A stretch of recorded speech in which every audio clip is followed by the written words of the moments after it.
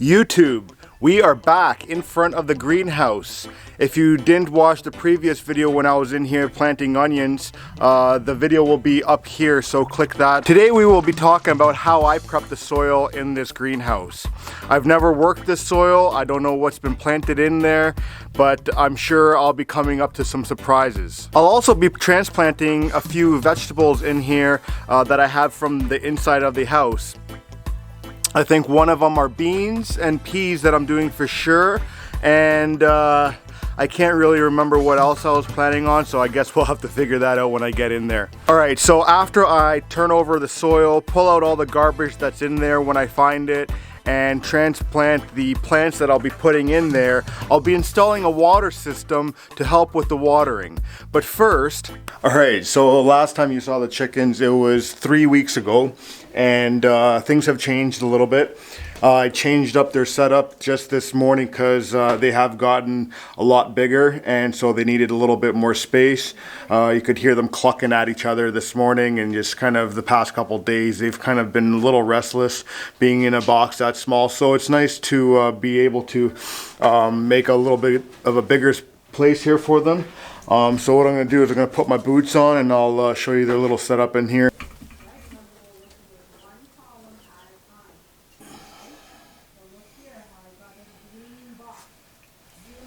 Alright, so now you got to see the chickens and how they are. One thing Kimberly and I were talking about after we picked up these chickens is we kind of regretted not getting meat birds. An egg layer, it is only meant for eggs, hence the egg layer, and they don't get as big as a meat bird. Now, a neighbor down the street, they also bought meat birds at the same time as the egg layers that we have now in the basement. And when I went to go look at them the other day, they are at least twice, if not maybe 3 times as big as our egg layers. So, Kimberly and I were talking, and we did a little bit of research online, and there's a local gentleman down here that I'll be actually going to pick up some meat birds from at the end of this month, and we'll be having an extra 12 chickens coming onto the property. Now, before we get into the greenhouse, I'd like to just say one thing. At the end of this video, if you found it useful, helpful, and you'd like to see more of this content, please don't hesitate and hit that like button down below. And of course, if you're new here, subscribe if you want to see more of this content. Alright, so let's head inside here. I'm going to first show you the onions that I planted about a month ago. They are now coming up. We did lose 2. But the rest are coming along very nicely, so let's head on in.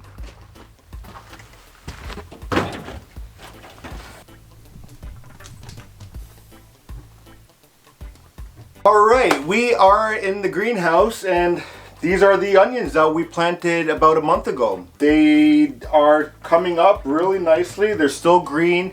Obviously, they're not looking the greatest right now because for the past month it was still getting down to about -10, -15 degrees. However, this past I'd say 3-4 days, it's been hitting about between 5 and today is 14 degrees outside, and this greenhouse is pumping hot right now with I believe when I looked at the thermometer it was 30 degrees. So these things are really now kicking. I've been watering them consistently. I did lose 2 here, but you know, I still have an abundance here, and I'm sure once these grow out, if I wanted more, I can split them up and put them somewhere else and get some more. Today we're in the greenhouse, and what we're gonna be talking about is soil, and I'm gonna be planting some beans and some peas in here. I've been in here for the past 2-3 days, just kind of getting everything out from the previous owners, kind of going through what they have, what I could use, if it's good, but a lot of it is good. And I've been kind of going through the soil here. And behind me, I have the soil that I've already turned over and kind of sifted through and pulled out all the roots. Now, I know there's a whole debate out there about do you turn over the soil? Do you remove the roots when you do turn over the soil? Some people say yes, some people say no. So, put your comments down below. Tell me, do you like to plant your vegetables directly in the ground from the previous years? If not, do you turn it over? And when you do turn it over, do you actually remove the roots as well?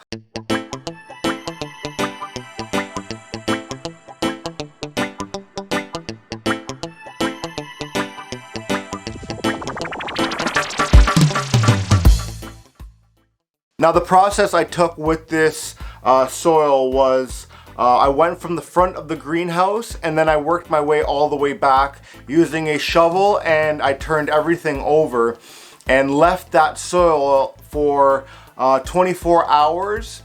Because at the time of turning it over, it was still cooler during the day, and so the soil wasn't able to evaporate properly. Unlike today, where if I turned over the soil like you're gonna see in this next bed here, and so that I can give you an example of what it looks like to turn over this soil and what I pulled out of it, you'll understand. But on a day like today, when I turn this over, I'm just gonna break it up right away and put it in there because it is almost 30 degrees in here, and I don't think it'll have a chance to stay moist for very long. Even the plants that I have here, I have to water them almost every day because of the little soil content in these trays. They dry out really quick in this climate and in this greenhouse. Now, after I turned over this and left it for 24 hours, what I did was I went over with a pitchfork and also a shovel, just scoop by scoop, and kind of just crumbled it with my hands and let it fall. And what I did was I started at the back of the greenhouse and then I worked all the way to the front, and then after I did all that, I used a rake and I kind of leveled everything out, and now it's beautiful. So what we're gonna do now is head over to the other side of the greenhouse. I'll show you how I turn over this soil. Hopefully they have the same root system as I pulled out of the this left side here, which I'll show you in a bit. And once I turn that over, I'll kind of go over of how I broke everything up, what I left in there for roots and organic matter, and then you'll see the difference between the soil that I currently have on this side and this stuff at the final product, which is going to be perfect for planting these young plants in here, and they'll flourish like no tomorrow. So let's head over to this side here and get her done. If you look at the bed here, you can see how uncared for this side is. Unlike the other side here, this side I can't get my fingers to go into the soil whatsoever. And that's an indication to me that this has not been aerated, turned over, whatever you want to call it, in a long time. And so when I see soil like this, my first indication is it needs a total overhaul. You don't want to just do the top part, because obviously, if anyone knows, roots goes down, and you need it loose all the way. And being that I don't know what the last person planted in here was, or the last time they turned it over, or any of that, I'm just going to do a total rehaul, just like I did on this side here. So let's get this started. Now the first thing I need to keep in mind when starting this here is that I did plant onions on this side, or this section of this raised bed. So what I'm going to do is give it about 6 inches back from the closest onion, and that way I know at least I'll have some sort of give for hitting the roots. I still might hit some roots, but you know, at least I won't be hitting majority of them. So I'm going to say 6 inches back, and then I'm going to start digging all the way back.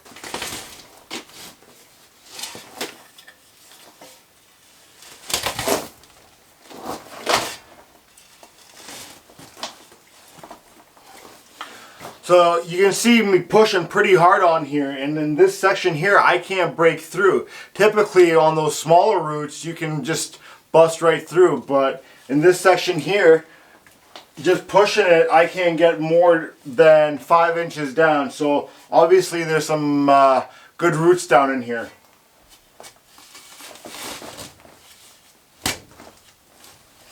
Now the reason I'm just pushing down on this side is so that I can break up the soil so I don't disturb anything on this side. And now I'm going to start from the right side of this line, and now dig everything over all the way down to the other end of this greenhouse.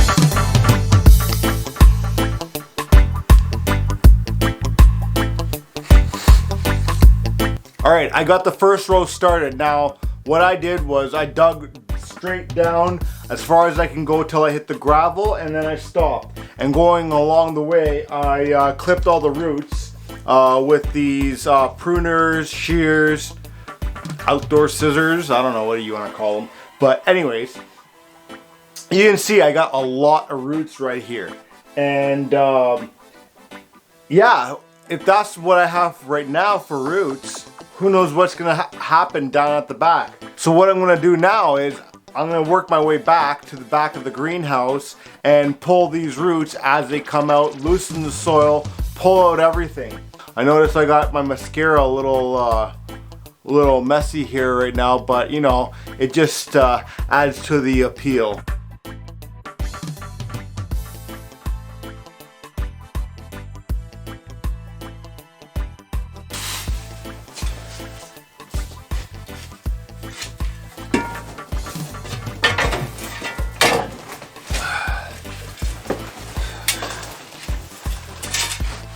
You know, it's funny, while I'm digging this dirt over here, when I was younger, our family used to have a farm just outside of the city, and we'd have a vegetable garden out there with some fruit trees and whatnot.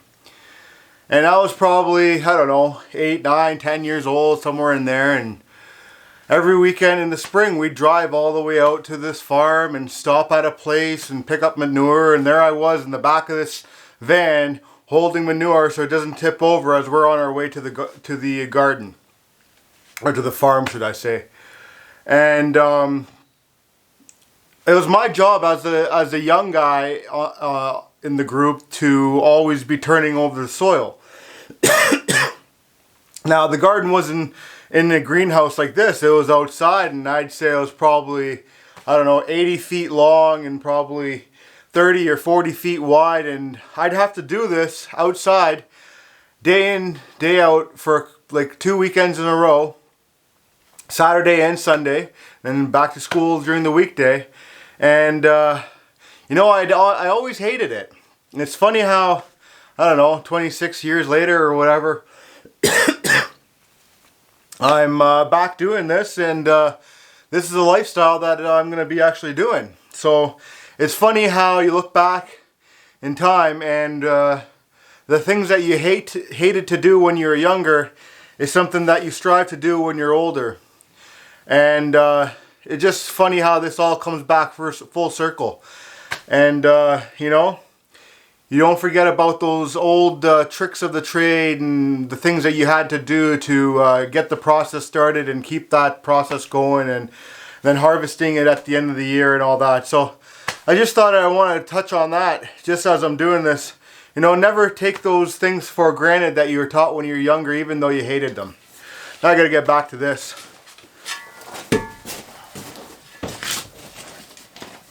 Alright everyone. That's what I took from the left side here. And these little bit of roots is what I took from the side that I just finished turning over. What a difference, right? So if you think about it, it makes sense. This side of the greenhouse here, it's further back, so you typically want the bigger plants, and the bigger plants will generate more roots and bigger roots. For instance, here are some of the roots that I pulled out from this side here, and then on the front side it's a lot smaller roots, except for that one root that I pulled out at the end there. So now I'm just going to quickly show you how I turn this over, and then we'll get on to planting a couple of these plants and then installing that water system that I talked to you about at the beginning of the video. Okay, so now what I'm going to do is I started at the front of the greenhouse, worked my way back to this point, digging all the soil, turning it over. Now what I'm going to look for is these chunks and break them down and start from back here and work my way to the front. That way that I can make sure that I get all the chunks out, and as I go along digging any of this or breaking any of this dirt up, I'm going to pull out roots like this. But I'm not going to get into the small stuff like that. Like I said, the soil needs organic matter. I just don't like the bigger stuff. And if I can pull it out as I'm working the soil, I just do it and I find it works a lot better.